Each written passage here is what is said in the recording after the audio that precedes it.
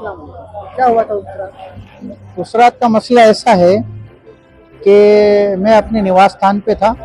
मेरे पास वहाँ के मेरे ब्लॉक अध्यक्ष ने फ़ोन किया और मुझे ये जानकारी दी कि लोधा रोड पे एक हमारी मस्जिद है, मस्जिद का नाम से मैं भी वाकिफ़ नहीं हूँ, तो उसके ऊपर कुछ लोगों ने जो कि एक रैली के रूप में आए, तकरीबन 15-20 मोटरसाइकिलें थीं, 5-6 गाड़ियाँ थीं और वो वहाँ से जाते जाते मस्जिद के सामने रुके। वहाँ पे उन लोगों ने हुड़दंग मचाया, नारेबाजी की, घोषणाबाजी की और कुछ थोड़ी बहुत बदतमीजियाँ हुई।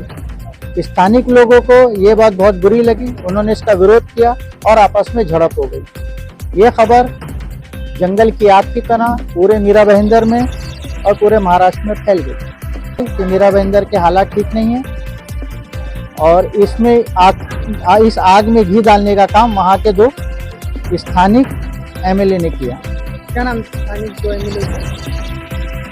हमारे स्थानिक एमएलए हैं, सिटिंग एमएलए हैं गीता जैन और प्रताप सर नायक। मसला ऐसा था कि जो प्राण प्रतिष्ठान का जो प्रोग्राम अयोध्या में रखा गया था, उसका जश्न मनाया, हम भी समर्थन करते हैं, इस बात का हमें कोई एतराज़ नहीं है। लेकिन वहाँ के कुछ लोगों ने, असामाजिक तत्वों ने इसका गलत फ़ायदा उठाया और शहर में दहशत का वातावरण निर्माण किया और बहुत जगह पत्थरबाजी और अलग अलग घटनाओं के बारे में हमें मालूम पड़ा। कुछ ऐसे लोग होते हैं समाज में जिनको समाज से कुछ लेना देना नहीं होता है, वो कोई भी जात धर्म के हों।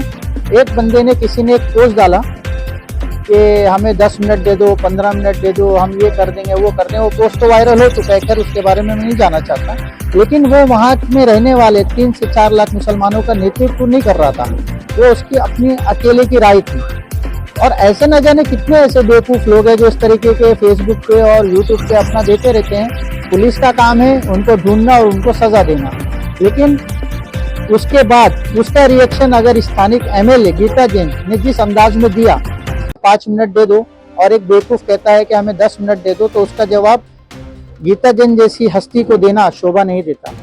इस दोनों स्टेटमेंट की वजह से वहाँ पे तनाव का वातावरण पैदा हुआ। लोगों ने आग में घी डालने का काम किया। बाहरी नेता आए, नीतीश राणे आए, उन्होंने अपना वक्तव्य दिया। वो सब वक्तव्य जो भी दिया वो सब वायरल हो चुका है, सब कुछ, वो बताने की क्या जरूरत है, वो तो आप जानते हो। ये सस्ती राजनीति करने, सस्ती लोकप्रियता हासिल करने के लिए ये नेताएं के हथकंडे अपनाते हैं, इसमें कोई दो राय नहीं है। लेकिन उसका समाज पे क्या असर होता है, समाज को कितना बड़ा नुकसान होता है, ये देखना हमारे कानून का काम है, हमारे नेताओं का काम है। तो उसका असर क्या हुआ? तो जो बुलडोजर अगर लगाए गए हैं, देखो, बुलडोजर का मसला ऐसा है कि शहर में ना जाने कितने लोगों ने अनाधिकृत बांधकाम करके रखा है। उसमें कहीं ना कहीं प्रशासन, वहाँ के लोकल बॉडी का हाथ होता है। ऐसा नहीं है कि वो हो रहा है और इतना बड़ा निर्माण होने के बाद किसी को नजर नहीं आ रहा है, वो हुआ। हमारा सवाल ये है कि अगर वो अनाधिकृत था तो वो कब से बना हुआ था? तो कोई कहता है 15 साल से था, कोई कहता है 10 साल से था। तो क्या वो दूसरा दिन जो इतने बड़े माहौल का, तनाव के माहौल में ये एक्शन लेना जरूरी था क्या? इसको बाद में भी ले सकते थे। पूरी नेशनल मीडिया वहाँ खड़ी थी। योगी मॉडल की बात हुई कि जो यूपी में हुआ है, बिल्डोजर बाबा आ गए हैं। नेशनल मीडिया, बड़ी बड़ी मीडिया कहती है 500 बिल्डोजर मीरा रोड में हैं और वहाँ पे प्रशासन और सारी फोर्सेस लगा दी गई। तो भय का माहौल उसके अंदर हो गया। और जहाँ तक अनाधिकृत बांधकाम का सवाल है, तो हमारे एमएलए प्रताप सर नायक ने आज से 1 साल पहले एक एक्शन लिया था, जिसमें उन्होंने 25 अनाधिकृत बारों को तोड़वा दिया था। और कहीं ना कहीं ये बात सारी मीडिया में फैल गई थी कि वो बार अनधिकृत है। उसके बाद क्या सेटलमेंट हुआ मालूम नहीं, और उसके बाद वहाँ पे वो बार वापस बने हैं। अगर वो बस्ती के कुछ घर अनधिकृत थे तो वो बार आज भी कायम है, वो भी अनधिकृत है, उन्हें भी तोड़ना चाहिए। अरे जहाँ अगर आपको कार्रवाई करना है तो इसमें भेदभाव नहीं होना चाहिए। अगर आपको इलीगल बांधकाम तोड़ना ही है तो आप सबका तोड़ो। तो आपके आगे क्या प्रतिक्रिया है? प्रतिक्रिया ये है, इंसाफ मिलना चाहिए। एक समाज का इसमें कुछ नहीं। अगर आप 2-4 लोग अगर कुछ करते हैं तो उसकी सजा पूरे समाज को तो नहीं मिलती है ना। अगर आप लोगों ने एक साइड गिरफ्तारियां की हैं तो दूसरी साइड भी हुआ है ना। अब मैं आपको एक उमर मस्जिद का किस्सा सुनाता हूँ, मेरे पास वीडियो है। उमर मस्जिद में कुछ हुड़दंगी आके पथराव कर रहे हैं, 2 कांस्टेबल उनको रोक रहे हैं और वो मस्जिद के ऊपर पथराव हो रहा है, लेकिन यहाँ से तो कोई जवाब नहीं जा रहा है ना। यहाँ से तो ना एक पत्थर गया ना एक नारा गया, और उसकी सीसीटीवी फुटेज मौजूद है। अगर आपको कार्रवाई करना है तो उन पे भी करो। कुछ लोगों ने नंगी तलवारें ले रहे हैं, कोई रिवॉल्वर लेके घूम रहे हैं, उनके ऊपर कार्रवाई करो। जिन लोगों ने पत्थरबाजी की है उसमें कुछ लोग घायल हुए हैं, रिक्शाएं तो तोड़ी, नंगी तलवारें लेकर घुमाई, रिवॉल्वर कोई- निकाले, उन पे कोई अभी कोई तक कार्रवाई नहीं हुई। कोई कार्रवाई नहीं हुई है।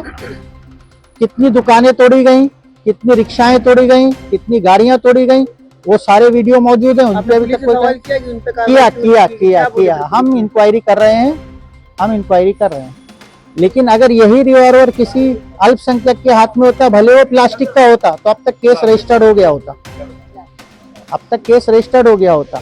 बस सवाल ये होता है ना कि आपको, अगर आप बाबा साहब अम्बेडकर ने जो संविधान बनाया है वो सबके लिए बराबर है।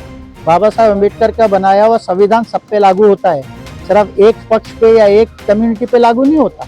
आप पुलिस डिपार्टमेंट के लोग या और जो भी लोग हैं उनको ये देखना है कि किसी के साथ इंसाफ नहीं हो, वो किसी पक्ष के नहीं होते हैं। पुलिस या प्रशासन ये किसी पक्ष का नहीं होता है, उसे निष्पक्ष कार्रवाई करनी चाहिए। हमारी मांग ये है कि आप जो भी कर रहे हो वो निष्पक्ष कार्रवाई करो, दोषियों को सजा दो, दोषी कोई भी हो।